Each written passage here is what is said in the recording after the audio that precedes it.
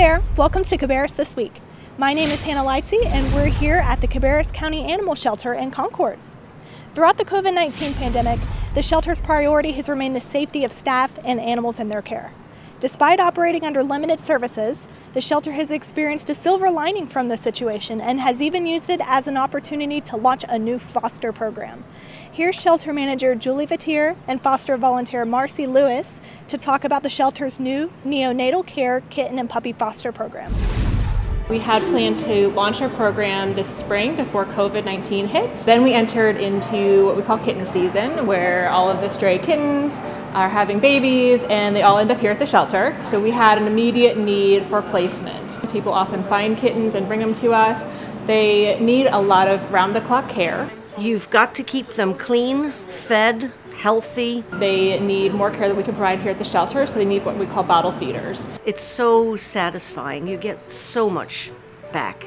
They need to be fed every couple of hours when they're babies, and they just need a lot of constant attention, making sure they're medically okay. We had a few people step up. We started putting babies in foster care. They were raised for a few weeks, came back to us when they were 8 or 9 weeks old. Just by getting them out of the shelter into a quiet, calm, clean area where they can be given the attention that you don't have the time for in a shelter. We currently have 26 kittens in foster homes. So far we have had 44 kittens go through the foster program. It's no long-term commitment. I get to snuggle kitties, and I will do that instead of vacuuming often. And then when it's time, they go back. And so we had a really great system where they were coming back, getting their final vet checks, and then going home to their adoptive homes that same day. And people do ask, how can you give them back? I'd keep them all.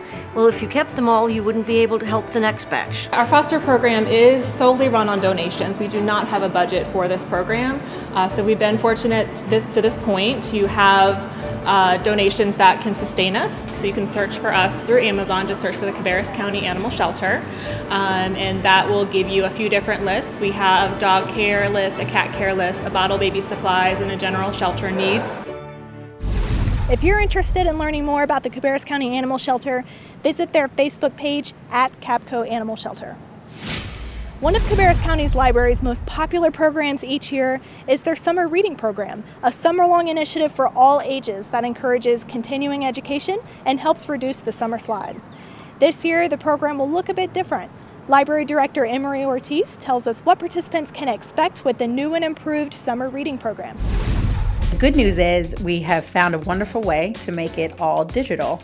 So you can still do your curbside pickup of books and log them through our new app called Beanstack.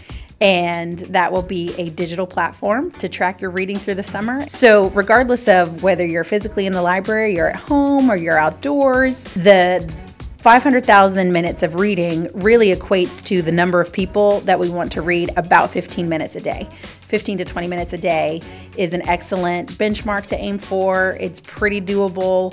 Even if you have very young children, reading them a couple picture books a day equates to 15 minutes. And that's really been proven to enhance literacy skills, birth through elementary school. The summer reading program launches June 15th. For more information, visit their Facebook page at Cabarrus County Library. The COVID pandemic prevented a full graduation celebration for many seniors, but Cabarrus commissioners recently recognized 5 graduates who served on the Cabarrus County 4-H Youth Commission.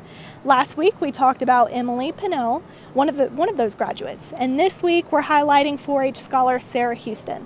The Youth Commission is organized by Cabarrus County's Cooperative Extension and allows youth to collaborate with county officials and staff while learning about government operations and other public service opportunities. Here's Sarah discussing her experience on the Youth Commission and what she's learned from the 4-H program. This year in particular has kind of been a whirlwind.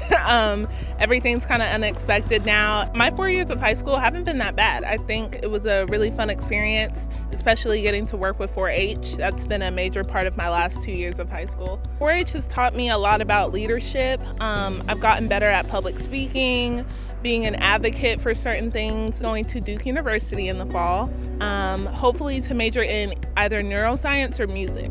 If you really want to get an opportunity to learn more about your local government, learn more about agriculture, things that the county is doing, get more engaged in your community, then 4-H is going to be perfect for you.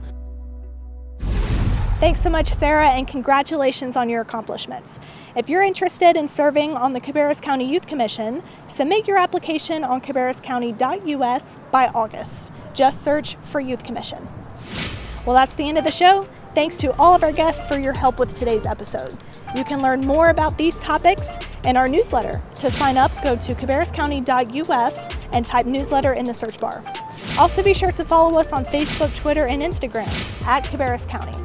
Catch all of our other programs, including Pam's Kitchen, Historical Moments, and more, streaming live at cabarruscounty.us/CapCodeTV or by downloading the ScreenWeave app for Roku and Apple TV. Until next time, remember the 3 W's. Wear a face covering when you go out or around others and social distancing is not possible. Wait at least 6 feet apart when standing in line, and wash your hands frequently for at least 20 seconds with soap and water. Have a great one.